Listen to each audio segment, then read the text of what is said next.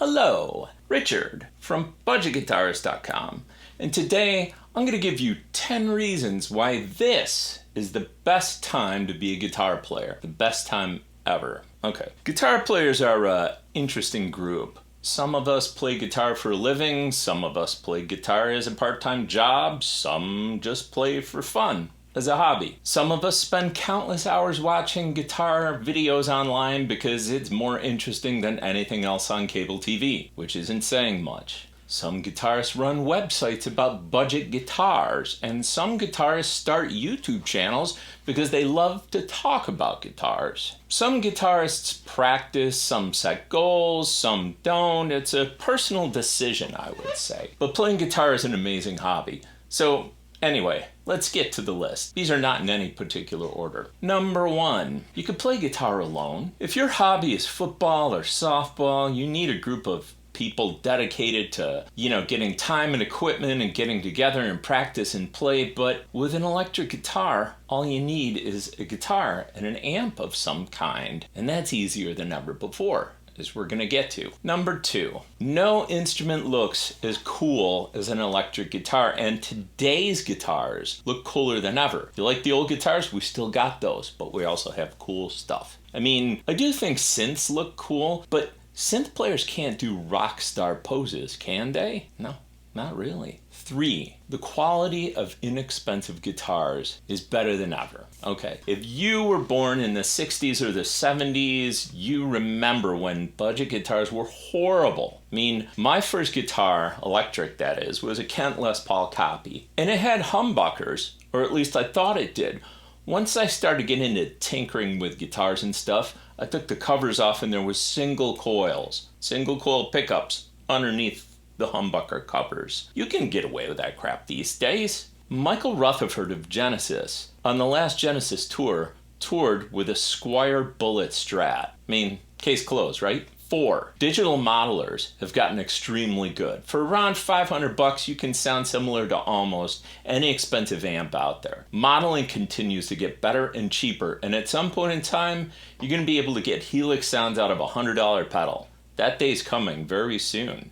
Getting great tones no longer requires big money. 5, it's never been easier to learn. Whether you want to take online lessons or just learn to play specific songs or solos, YouTube has thousands and thousands of videos. When I was younger, you took lessons from some dude in town, whoever that was, and that was it. These days, you can learn whatever you want, any style, any genre. And as a result, new players can learn more efficiently, and old farts like me can finally learn how to play Eruption, if that's what we want to do.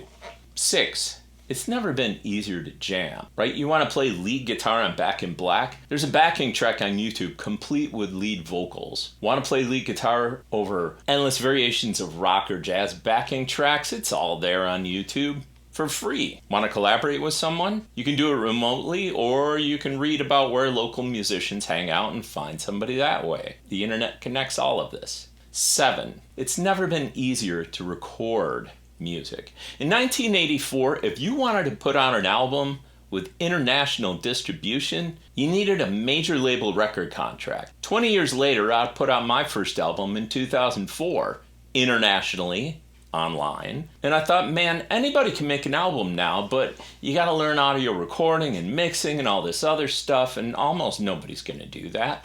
At that point, I had a lot of musician friends, and very few of them set up home studios and recorded their own album even though the technology was available, because it was kind of nerdy. As the years went by, I kept looking around, and it was still the case. My older friends weren't interested in learning everything you had to learn to make and record your own album with a computer. It's just too involved. Way too many things to learn and deal with. But my younger musician friends started to get on board, and now you got tons of people, young and old, online taking advantage of the amazing tools that we have and putting out their own music. There's never been more new music being released. I will admit that being good with computers is still an important skill. It's probably more important now than ever. But, still. 8, let's talk about pedals. If you like them, there's a ton of them. Back in my day, there were 3 dirt pedals on the market, and they all sounded like a box of bees, right? Now we got great sounding modeling and amps for $250 and pro level modeling for $500, as I mentioned. And any kind of effect you want, there's hundreds of options out there at pretty much every price point. And then there's also plugins. It's like a golden age. 9. We are far more connected to other musicians than ever before. When I was in high school, I couldn't afford a distortion pedal. Plus, the only one on the market sounded like bees. Okay, so I disconnected the tape head from a portable cassette player. I connected my guitar through it. I connected to a small amp and it made distortion. I thought I was the only one who ever figured that out because I didn't know anybody else in my small town who had. Now I hear interviews with all kinds of people who did the same thing when they were younger. You might be the only person in a town of 10,000 to do something. But with 330 million people in the United States, there's potentially 33,000 other people who figured out the same thing that you did. And that's just the US. And the internet will be happy to make you aware of this. You're not as special as you thought, but you're also not as alone as you thought. If you were the only person in your small town who liked collecting toy keyboards, for example, people thought you were weird. But now you can find tons of other people online who also collect toy keyboards. I do not collect toy keyboards. That's hard to say. I collect guitars, obviously.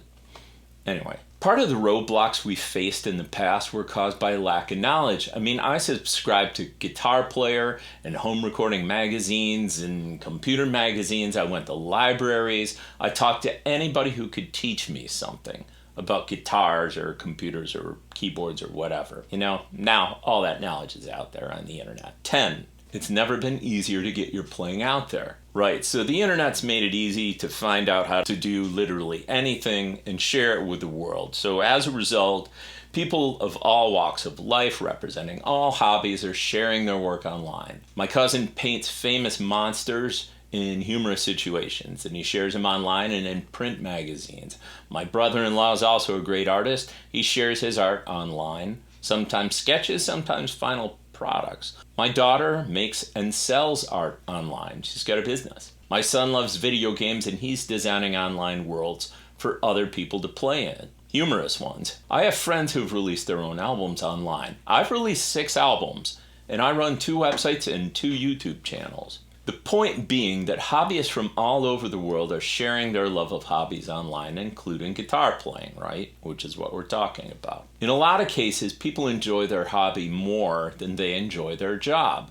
In the US, we have this thing called capitalism, where society determines the value of a product or service, in theory, right? And in the case of many people, the difference between a job and a hobby are that you pick whichever one's going to give you more money and more stability, and you make that your job. The other thing you're good at, you make your hobby. So I'm a professional web developer. If I made a living as a songwriter, I'd probably make websites as a hobby instead of the other way around. People who watch this channel and others like it have different views on the role of the guitar in their lives. In the case of my channel, I'm not aiming content at beginners. Beginners wouldn't know why a Pro Buck or pickup is worthy of discussion, for example. Some of the videos I do on home recording are uninteresting to many of the subscribers of this channel, and that's okay. I mean, I'm not cranking out episodes of Gunsmoke every week. I'm just doing this to share my love of guitar and music making. There's never been a better time for either thing. No matter what your level of guitar playing is,